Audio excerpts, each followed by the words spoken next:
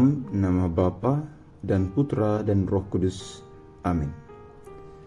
Saudara-saudari yang terkasih dalam Kristus, selamat berjumpa kembali dalam Gema Paulus, edisi hari ini Rabu 22 Oktober 2025 bersama saya Romo Stefan OFM.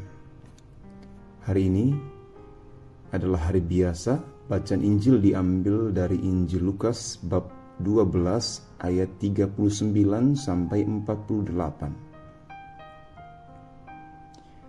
Tuhan bersamamu dan bersama rohmu.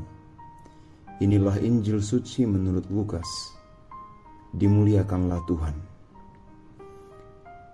Pada suatu ketika berkatalah Yesus kepada murid-muridnya, "Camkanlah ini baik-baik. Jika tuan rumah tahu pukul berapa pencuri akan datang, ia tidak akan membiarkan rumahnya dibongkar.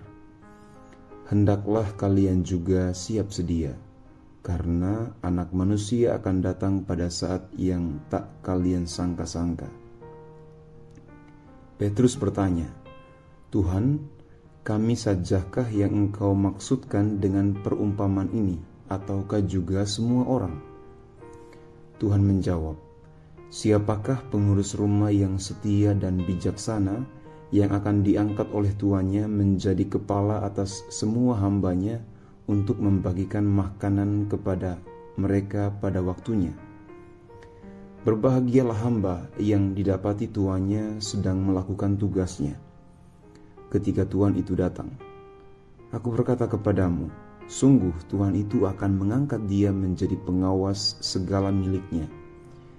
Tapi jika hamba itu jahat dan berkata dalam hatinya, Tuanku tidak datang-datang, lalu ia mulai memukuli hamba-hamba lain, pria maupun wanita, dan makan minum serta mabuk, maka tuannya akan datang pada hari yang tidak disangka-sangka, pada saat yang tidak diketahuinya, dan Tuhan itu akan membunuh dia serta membuat dia senasib dengan orang-orang yang tidak setia.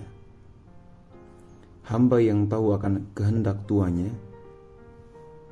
tetapi tidak mengadakan persiapan atau tidak melakukan apa yang dikehendaki tuannya, ia akan menerima banyak pukulan. Tetapi barang siapa tidak tahu akan kehendak tuannya dan melakukan apa yang harus mendatangkan pukulan, ia akan menerima sedikit pukulan. Barang siapa diberi banyak, banyak pula yang dituntut daripadanya. Dan barang siapa dipercaya banyak, lebih banyak lagi yang dituntut daripadanya." Demikianlah Injil Tuhan. Terpujilah Kristus. Saudara-saudari, bukankah kita sangat terhibur atau kita menjadi sangat kagum kalau kita melihat ada dua orang, laki-laki dan perempuan, bergandengan tangan berjalan menyusuri suatu pasar di tengah keramaian orang. Rambutnya sudah beruban tetapi tetap berdua. Dalam hati kita mungkin mengatakan, wah, hebat sekali mereka, setia sampai di hari tua. Atau kita juga akan kagum, saya sendiri sebagai seorang biarawan, seorang imam, sangat kagum dengan orang-orang tua yang sudah beruban, setiap hari bertekun dalam doa, lalu memakai jubah, dan tak sedikit pun melewatkan waktu bersama dalam biara. Dalam pikiran saya sendiri, mereka menggambarkan, memperlihatkan kesetiaan menjadi biarawan, menjalankan kaul-kaul, dan menjalankan rahmat tabisan mereka hingga di hari tua. Begitulah orang tua itu menggambarkan kepada kita kesetiaan yang luar biasa. Walaupun tidak sedikit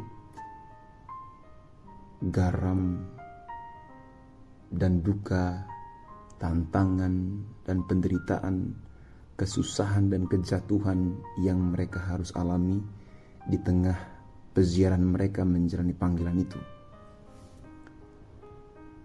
Hari ini Tuhan mengumpamakan kita sebagai hamba, dan memang seharusnya kita mengidentifikasi diri sebagai hamba. Kita adalah hamba-hamba Tuhan, dan kita dipanggil untuk menjadi hamba bagi setiap orang yang kita jumpai. Dengan begitu, kita akan selalu terdorong untuk melayani orang lain, merendahkan hati kepada orang lain.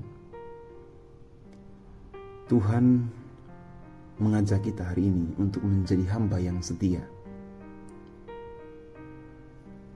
Kita masing-masing punya Tuhan, dan pada akhirnya Tuhan kita sama, yaitu Allah Bapa, Yesus Kristus putranya, dan Roh Kudus, Roh yang suci yang menguatkan kita dalam peziarahan hidup ini.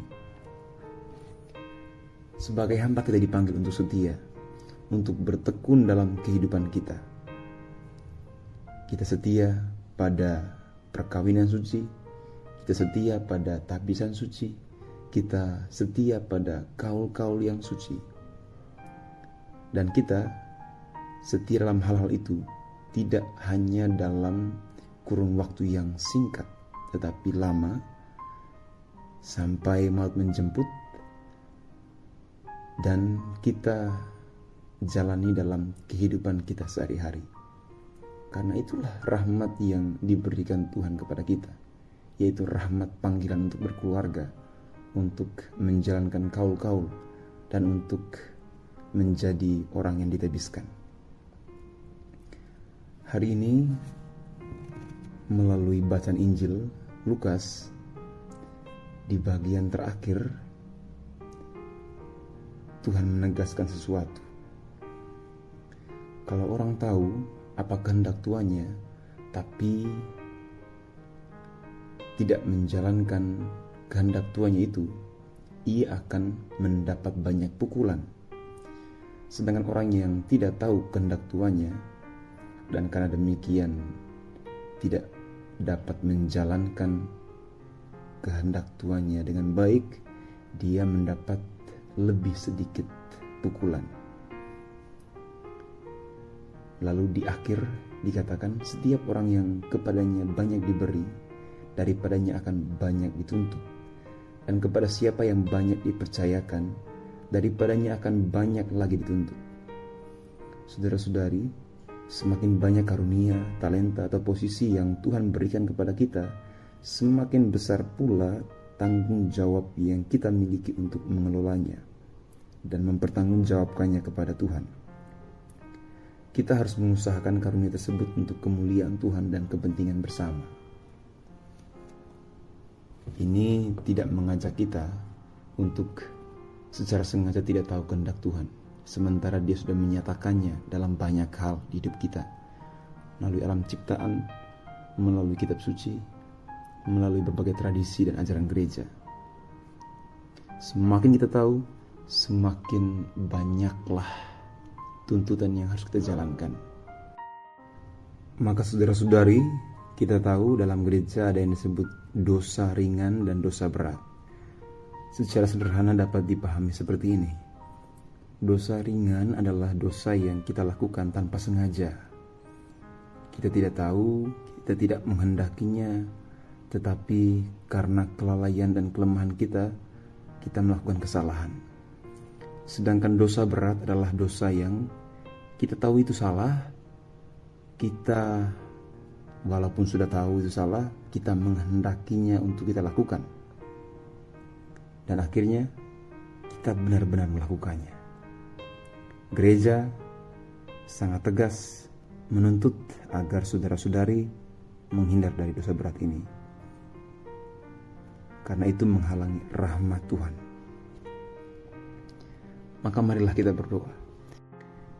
Bapa yang di surga, kami bersyukur Engkau memanggil kami untuk menjalani kesucian perkawinan, kesucian kaul-kaul, dan kesucian rahmat tabisan. Ya Tuhan, Engkau adalah Allah yang setia.